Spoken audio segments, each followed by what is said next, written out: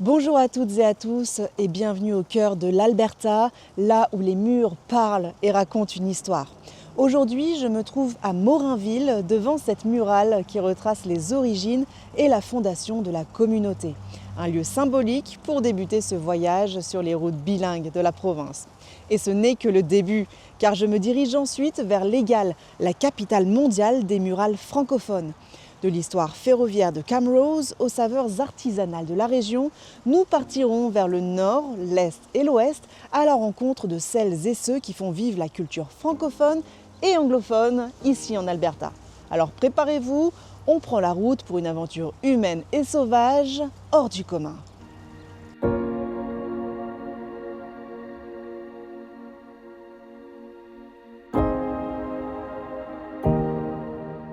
À peine une quinzaine de kilomètres séparent Morinville de notre premier arrêt. Bienvenue à Locale, une petite communauté rurale proclamée capitale mondiale de la peinture murale francophone.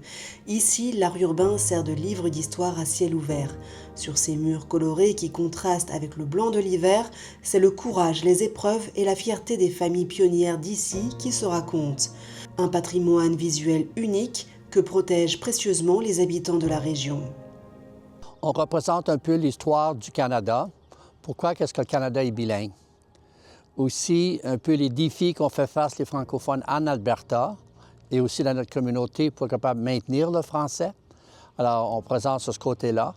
Et on représente aussi des familles francophones qui sont venues établir, qui représentent un peu l'histoire de l'agriculture dans la région et la communauté. Donc, on rend honneur aux francophones qui sont fondateurs de notre communauté. Après avoir décrypté l'histoire sur les murs de Locale, nous prenons la route vers le sud-est, car pour comprendre comment ces pionniers francophones et d'autres vagues d'immigration ont pu s'implanter si profondément dans les prairies canadiennes, il faut s'intéresser au moteur du développement de l'Ouest, le chemin de fer. Notre route nous mène à la gare patrimoniale de Camrose. Dans ce décor figé par l'hiver, on replonge à l'époque où le sifflet du train annonçait l'arrivée de l'espoir et d'une vie nouvelle. Well, all these train stations in Western Canada have been built back in the late 1800s, and if you didn't have a train station, you didn't have a town. So they determined, based on the requirements of the railway, where the stations were going to be, and the towns all built around them. And that's where your actual growth came from, and a lot of the rationale for putting them in certain locations had to deal with resources. For Camrose, for example, it was coal. There's a lot of coal underneath Camrose. So that's what they wanted to do. Same in Lethbridge, Coaldale, just outside of Lethbridge, a tremendous amount of coal. That's what they wanted. Not only could they use it for their own purposes, for the locomotives, but they can also market it at the same time. So it became a cash revenue as well for the benefit of the railway. Cet héritage bilingue ne se conjugue pas qu'au passé, il se goûte aussi au quotidien. Notre route nous mène à Saint-Paul à la rencontre de Debra Poulain, chef certifié Sceau rouge et Sceau bleu. Native de la région fruitière du Niagara, c'est en s'installant ici par amour qu'elle a décidé de marier ses racines, ses souvenirs de la cuisine de sa grand-mère et les traditions culinaires québécoises de sa belle famille. Dans son restaurant Twisted Fork, elle sublime les produits de plus de 200 fermiers de la région du Lakeland. Mais le véritable secret de Debra, c'est l'art ancestral de la mise en conserve.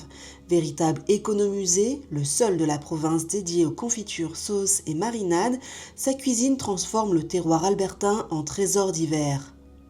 I think the artisan role plays is the teaching. It's showing people how we do things. And it's not just our jams, it's not just our cooking, but when we do events, we'll explain to them why we did something or how we decide to pick those ingredients. So I think that's really important to show people. And also too, we also like to show off local artisans as well. So we have local artwork here that people can see, we have local pottery that people can buy, and everything's for sale. But it's to really showcase the local artisans here in town, and I think that's important as well. It's not just food, it's community. Après avoir goûté aux confitures et aux plats réconfortants de Debra, notre road trip hivernal nous emmène encore plus loin, au cœur de la nature albertaine, dans la région du Lakeland. Nous nous arrêtons à Fork Lake, chez Widely Ewinick Cabins. Établi sur un ranch familial en activité, ce site propose des cabines d'exception pour déconnecter totalement. Au programme, 10 km de sentiers forestiers et avec un peu de chance, le spectacle magique des aurores boréales puisque nous sommes ici dans une réserve de ciel étoilé. Une véritable immersion dans le calme de l'hiver. The quiet is for sure a big thing that people mention, and then the noises of wildlife in the evenings. Coyotes and owls and the like making, basically having their conversations. And then the dark skies. The northern lights here are amazing, but that doesn't always happen. But on a clear night, the star view here is amazing. The Milky Way, all your constellations.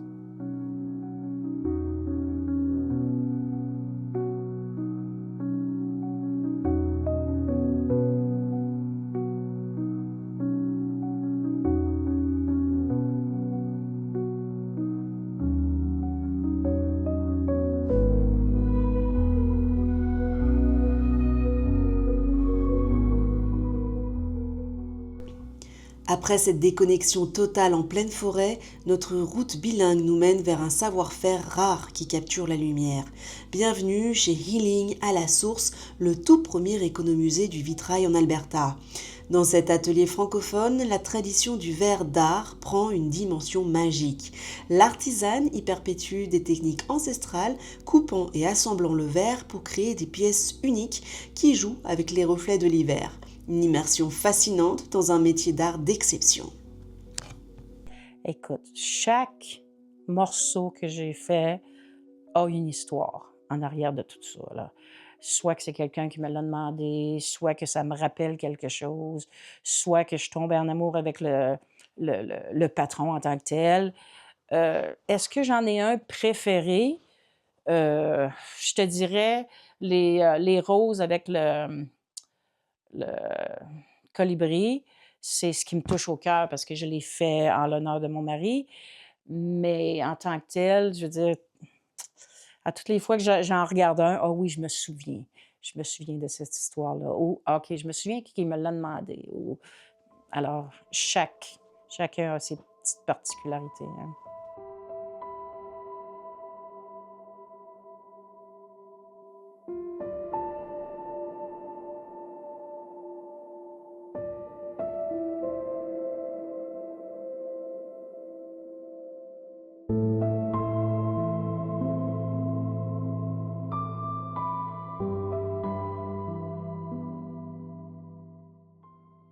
Après avoir goûté aux délices du terroir à Twisted Fork et admiré les reflets du vitrail à Lac-la-Biche, on fait un bond vertigineux dans le temps. Je suis ici au musée Philippe J. Curie, là où le passé de l'Alberta se compte en millions d'années. C'est le point tournant de notre périple. On quitte doucement les routes tracées et les économusées pour s'enfoncer vers l'ouest, là où la nature reprend ses droits. Préparez-vous, la suite de notre route bilingue va nous mener là où peu de gens osent s'aventurer. Véritable merveille architecturale et scientifique posée au milieu des grands espaces du Nord, le musée paléontologique Philippe J. Curie est une étape incontournable. Ces collections de fossiles, uniques au monde, proviennent directement des gisements de la région. Elles nous rappellent la richesse géologique fascinante et insoupçonnée de cette partie de la province. So our most famous dinosaur from here in northern Alberta is an animal called a Pachyrhinosaurus, and that's a skeleton of one right there. So the Pachyrhinosaurus was a horned dinosaur, like a smaller, older cousin of the Triceratops, but instead of having a horn on its nose, it had this huge bony bump called a boss. So the reason that is our superstar dinosaur from here is that we have a big bone bed. So a bone bed is basically an accumulated mass of dinosaurs that all kind of died at once. So 20 minutes south of here at the museum, we have a site called the Pipestone Creek Bone Bed. It's one of the largest and densest dinosaur deposits in all of North America, and it's full of Pachyrhinosaurus. So this species is actually unique or endemic to this area, so found here and nowhere else in the world. We also have big duck-bill dinosaurs that we dig up, things like Edmontosaurus. So that's a dinosaur named after the city of Edmonton. Obviously, they find it down south as well.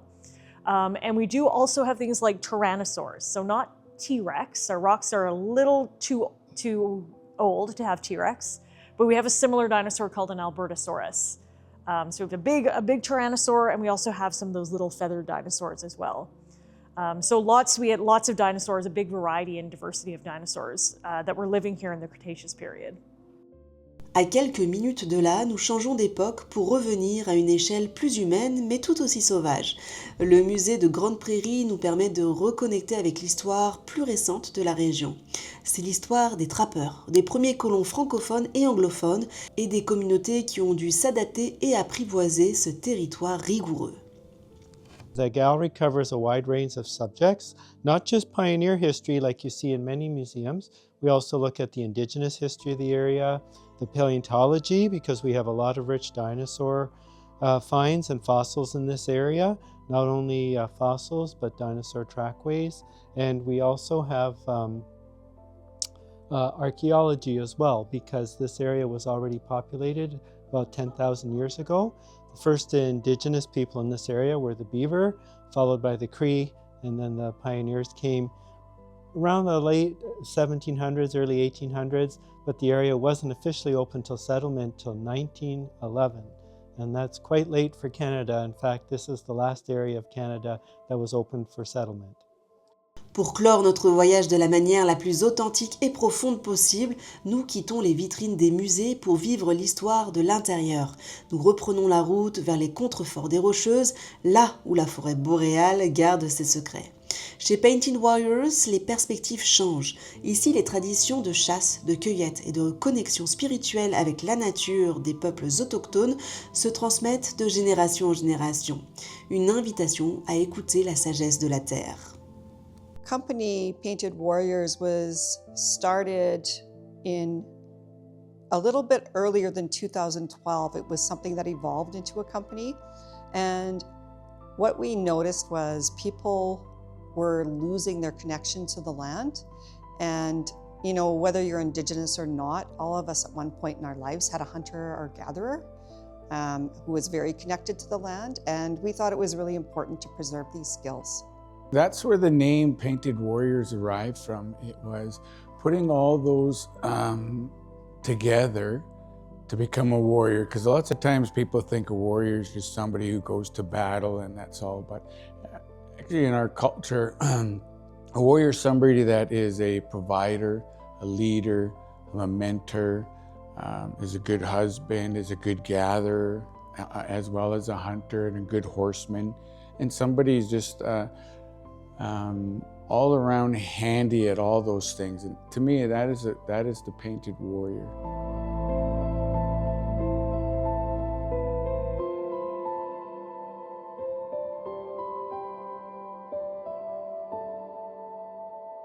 Notre route s'arrête ici, chez Painted Warriors, au cœur d'une Alberta qui n'a jamais oublié ses racines. En parcourant ces kilomètres, on réalise que l'histoire de cette province est un grand récit qui continue de s'écrire. Tout se rejoint, que ce soit dans les archives de la gare de Camrose ou autour d'un café à la station, on sent cette volonté de bâtir et de transmettre. On a retrouvé cette même énergie sur les murs de l'Égal et dans les saveurs de Twisted Fork. Au fond, l'Alberta bilingue, c'est ça, une culture qui voyage, qui s'adapte et qui rencontre le territoire. Merci d'avoir fait la route avec moi. Maintenant, c'est à vous d'aller découvrir ce qui se cache au prochain tournant. À bientôt pour une nouvelle route bilingue.